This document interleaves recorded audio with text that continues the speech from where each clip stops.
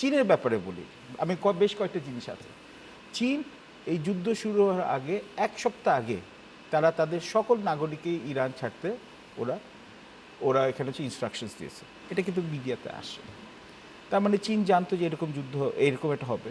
এবং এই ভেনিজুয়েলার যুদ্ধের মানে ভেনিজুয়েলা যখন যুক্তরাষ্ট্র যখন এখানে আক্রমণ করলো, তখন কিন্তু কিউবানরা কিন্তু স্পেশাল সিকিউরিটি কভার দিয়েছিল, চীনের স্পেশাল এনভয় আসছিল, রাশিয়ানরা তাদের সাথে এখানে অনেক আগে থেকে একটা ঐতিহাসিক সম্পর্ক আছে, লেফট অফ সেন্টার বলে। চীন এবং রাশিয়া মৌখিকভাবে প্রতিবাদ করেছে, বেশি কিছু করেনি।